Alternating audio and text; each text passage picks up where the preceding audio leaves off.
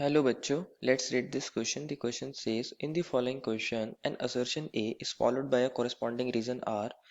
Use the following keys to choose the appropriate answer. Option A, both A and R are correct. R is correct explanation of A. Option B, both A and R are correct. R is not correct explanation of A. Option C, A is correct and R is incorrect. And option D is R is correct and A is incorrect. Assertion A is, in certain cases, metals have a characteristic color and luster.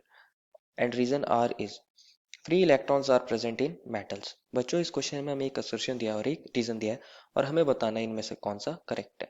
और अगर हमारा दोनों ही correct हो जाएंगे तो हमें बताना है कि क्या रीजन करेक्ट एक्सप्लेनेशन है हमारे असर्शन के लिए या फिर नहीं।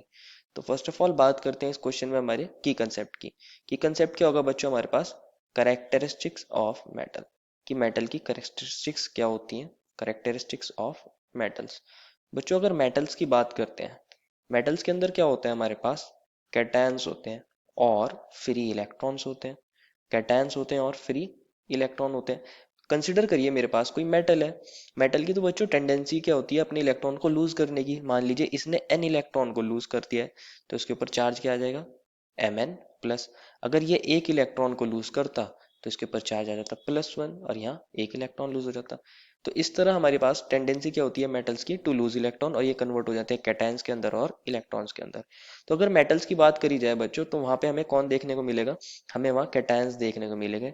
M+, मान लीजिए अगर इसने एक इलेक्ट्रॉन लूज करा है और अगेन यहाँ M+ होगा, M+ होगा और अगेन यहाँ पे M+, M+ और M+, that is a metal cation. ये हमारे पास मेटल के कैटायंस होंगे बच्चों। और इन्हें कौन सराउंड कर रहा होगा बच्चों, इन्हें कौन सराउंड कर रहा होगा, इनके इलेक्ट्रॉन सराउंड कर रहे होंगे। ये इलेक्ट्रॉन है, यहाँ पर भी इलेक्ट्रॉन है, ये भी इलेक्ट्रॉन है, ये इलेक्ट्रॉन है, यहाँ इलेक्ट्रॉन और यहाँ पर भी इलेक्ट्रॉन। तो हमारे मेटल्स को जितने भी कैटायंस हैं इनको कौन सराउंड करते हैं, इलेक्ट्रॉन्स सराउंड करते हैं। और ये इलेक्ट्रॉन्स यूनिफॉर्मली डिस्ट्रीब्यूट होते हैं। ये जो इलेक्ट्रॉन्स होते हैं ये फ्री इलेक्ट्रॉन्स होते हैं और ये हमारे मेटल को कंडक्टर्स बनाते हैं। और ये फ्री इलेक्ट्रॉन्स गुड कंडक्टर्स के साथ साथ हमारे पास करेक्टरिस्टिक कलर भी इम्पार्ट करते हैं मेटल का। और उनको क्या कर देते हैं, उनको लस्टरस बना देते हैं, दैट इज शाइनिंग बना देते हैं, लस्टरस। तो ये क्यों है हमारे पास मेटल का कलर और lustrous, due to free electrons. लेकिन ये सर्टेन केसेस के अंदर ही देखा जाता है। तो हमारे पास असर्शन कही गई थी कि कुछ मेटल्स के अंदर करेक्टरिस्टिक कलर और लस्टर होता है, ये बात सही है।